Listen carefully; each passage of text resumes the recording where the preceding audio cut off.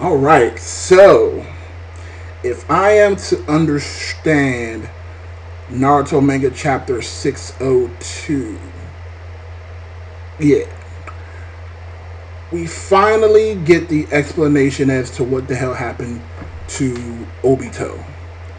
Now, I will say I thoroughly enjoyed that the entire chapter was actual good flashbacks. Not flashbacks of him and school or nothing like what we got from 599 and 600. I really felt like we got some really good stuff last chapter, and again we got a lot of explanation this chapter. So the way things are going right now, I'm very very very very happy. But again, let's get into this review. Again, this will be this will be a more analytical chapter review because again there wasn't really any combat. So again, we just get to talk about the details and speculate on what we're seeing, and let's just jump into it. All right. First off, I want to say congratulations to me. I said this, and I'm pretty sure a lot of you guys said this out there as well. But I've said in multiple videos, I said this. I said the half of the body that Obito had crushed was Zetsu. And I know again, and again, it feels so good to have that validated today. Because again, in the last chapter where, and again, I just want to let you guys know that even though I do chapter reviews, I also go through a lot of your other videos because again, I like to see who else is doing manga chapter reviews out there. I love seeing other people's thoughts and their on their chapters as well. So I do go through and I watch a lot of different things as well. And I was looking to see if anyone else had talked about a certain situation that happened when Madara was talking to Obito, and I didn't see a lot of people discuss it at all in their videos, which is fine.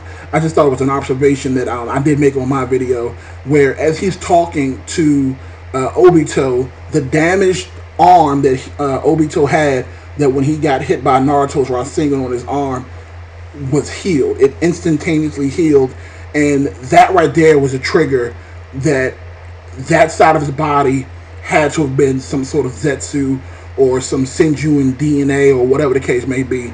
But again, there a lot of questions had been answered, but there's still more questions. So apparently it looks like Obito was somehow able to phase through the rock, and that's what saved him. Now it looks like his body did get crushed by the boulder, but shortly after, I'm assuming it's still convoluted. I don't really understand because we know that once he gets crushed by the rock, he's able to live long enough to give Kakashi his eye, say protect Rin, and then more boulders fell on him. So I'm thinking shortly after the rest of those boulders fell on him, his Sharingan ability activated, and he was able to phase through the wall into Madara's secret lair that just so happened to conveniently be under that section and location where he is. So they're talking down there, and Madara is basically telling him his I guess not telling him his story necessarily, not yet, but he's basically trying to explain to him what happened, saying that half your body is crushed, and if it wasn't for my Hashirama tree. And that's the crazy thing. Like, we thinking that Uchiha Madara is just walking around just old as hell. No, he had like these like tubes or something growing out of his fucking back. I was like, what the hell is that? Like, I didn't know what the hell that was at first. And then, of course, you saw it was connected to that giant tree that was collecting the Zetsus. And that's how you knew that he had... Now, again, the only thing I didn't realize is I don't think that his body, Madara's body, was a Zetsu. I think that somehow this Zetsu tree, and I don't know. Again, this is where I'm saying that there's still a lot of questions out there, because I'm like, where the hell did this tree come from? Why does it have anything to do with the Senju DNA? What the hell? So it looks like Madara saying that as long as he's connected to this tree, he can live. But the second he gets disconnected from it, he dies. And he also said that he also confirmed something else that may come up later on, is that even if you lose your eyes, because he said one important thing that he did say is he gave his eyes to someone else.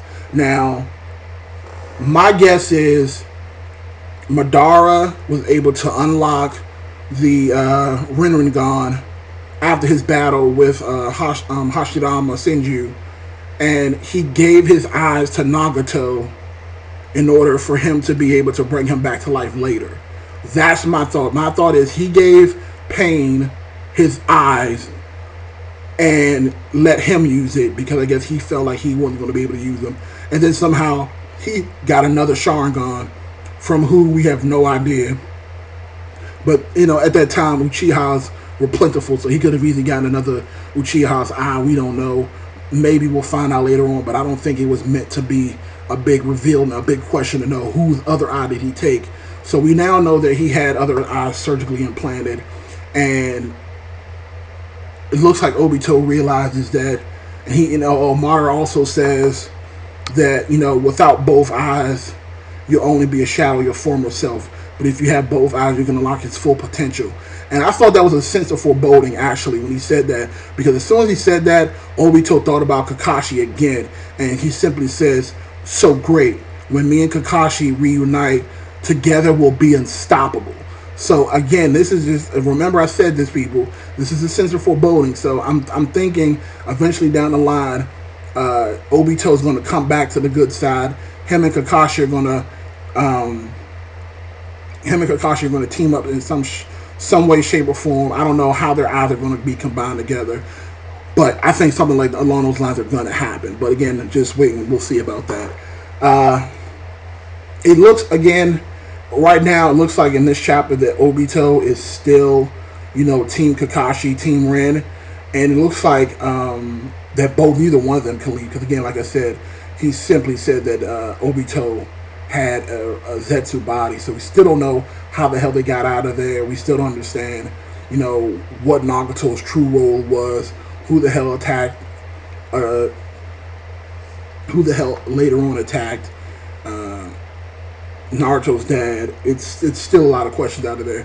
But again, I was very satisfied with this chapter. I'm also going to give this chapter a 4.5 out of 5. Also, you know, gave this chapter of Bleach a 4.5 out of 5. Make sure you go check out that video. It's awesome. It's a good time for manga, guys. I gotta say, you know, we knew we were going to slowly get the explanations, and I'm really glad that they're starting to pour out this information. A lot of stuff to discuss. You know, I'm definitely ready to bounce ideas off of my head with you guys. So, you know, definitely let me know what you thought about this chapter in the comment section below. If you appreciate what I do, definitely hit the thumbs up button. It definitely helps.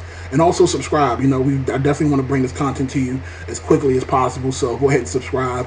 You know the deal. This is Showing Up the King. You guys have a fantastic morning.